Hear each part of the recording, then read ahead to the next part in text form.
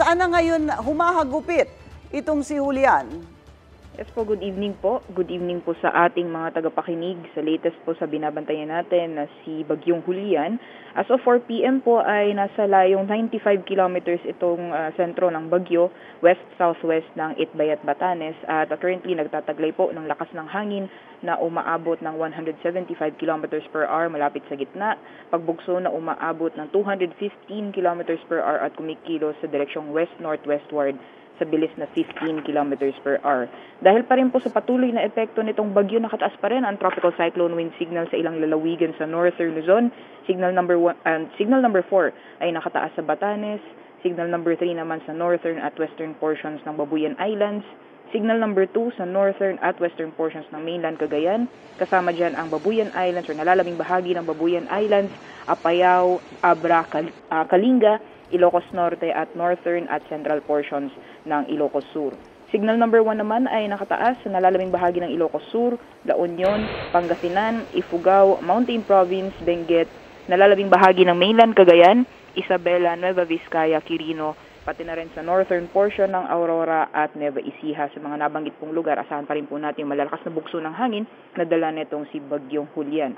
Samantalang asahan din po natin magpapatuloy pa rin yung malalakas buhos ng mga pag-ulan sa malaking bahagi ng northern Luzon ngayong araw hanggang bukas po ng hapon. Possible pa rin po yung intense to torrential na mga pag-ulan, lalong-lalo po sa areas ng Batanes at Babuyan Islands, pati na rin sa may Ilocos Norte. So pinag-iingat po, pinaghahanda yung ating mga kabayan sa mga posibleng pagbaha o pagguho ng lupa. May babala din po sa matataas na mga pag-alon or gale warning na nakataas sa mga baybayin po ng Northern Luzon. Delikado pong pumalaot, lalong-lalo na po sa ating mga kabayan na may mga maliit na sakyang pandagat. Possible din po, based po sa ating latest na forecast track, na patuloy pang lumakas itong si Bagyong Julian habang kumikilos generally west-northwestward at possible na umabot po ng super typhoon category bukas po ng madaling araw, unti-unti pong magre-recurve at kung may landfall scenario man po ito, most likely dito po sa may southwestern portion ng Taiwan bago po itong tuluyang lumabas ng ating Philippine Area of Responsibility darating na Thursday ng hapon. Okay. Rhea, balikan ko lang yung sinabi mo na posibleng tumaas ito sa super typhoon category. Sabi mo nga, ang direksyon ay west-northwest. Pag sinabing super typhoon, nandyan pa ba yan sa extreme northern Luzon?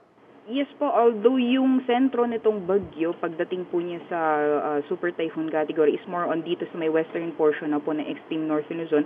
Pero yun nga po dahil may kalakasan pa rin po or dahil nga lalakas po itong bagyo, most likely ay patuloy pa rin pong mararanasan yung malalakas na mga hangin at as well as yung mga pag-ulan sa areas po ng Batanes at Babuyan Islands. Okay, pero ang sabi mo din, yung nararanasan na sama ng panahon ngayon ay magpapatuloy hanggang bukas ng hapon? Yes po, tama po. May kalawakan din po kasi itong rain bands nitong bagyo. So areas po ng northern Luzon, possible pa rin po maranasan yung mga pag-ulan, pati na rin po yung malalakas na hangin hanggang bukas. Pero Rhea, after tomorrow?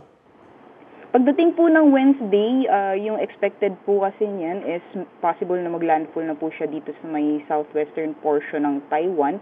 Pero mahahagi pa rin po tayo ng rain bands dito sa, although ina-expect po natin possible Wednesday na unti-unti na pong hihina yung mga pag-ulan. Pero areas po na extreme northern Luzon, mas malapit pa rin po sa sentro. So mararamdaman pa po, magpapatuloy pa rin po yung malalakas na mga pag-ulan. At pagkatapos ni Julian, meron na bang nakikitang bagong sama ng panahon?